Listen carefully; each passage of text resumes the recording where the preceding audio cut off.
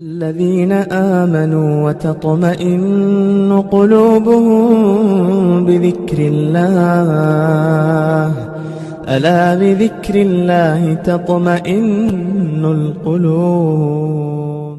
ایک آدمی نہایت گناہگار، بہت گناہگار، سمندر کے کنارے پر کھڑا ہے. پرانے زمانے کی بات ہے. سمندر میں تھوڑی دور کے فاصلے پر ایک کشتی ہے اور دوسری. اس کشتی میں بیٹھنے والے کو چھینک آئی تو اس نے کہا الحمدللہ.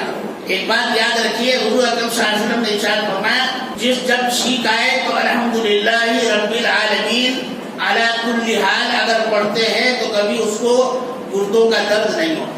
الحمدللہ رب العالمین علی کل حال یہ پڑھنا چاہیے. تو حضور نے فرمایا کہ اس کو گردوں کا درد نہیں ہوتا ہے. تو یہ وہاں سے چھینک کی آواز آئی اور الحمدللہ بھی کہا اس نے، چھینکنے والے نے.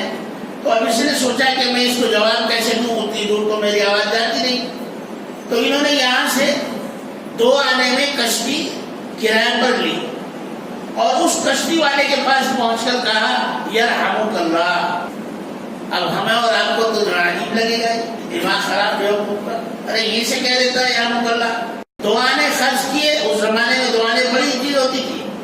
2 آنے خرچ کیے اور وہاں کشتی کے بعد جا کر کہا، جس کو چھینک آئے گی اس سے کہا یرحمک اللہ، اللہ اللہ آپ پر رحم فرمائے. انہوں نے بھی کہا کہ یہدیکم اللہ. تو میں اس بات پر کہ وہ نمازی بھی نہیں تھا، کچھ نہیں تھا، گناہگار بندہ تھا، کہ اللہ نے اتنی سی بات پر اس کی مغفرت فرما دی کہ اس نے چھینک آنے پر الحمدللہ سنا تو اس نے الحمدللہ کے جواب میں یرحمک اللہ کہا. اس چھوٹی سی بات پر، اس چھوٹی سی سنت پر عمل کرنے سے اللہ تبارک و تعالیٰ نے اس بندے کی مغفرت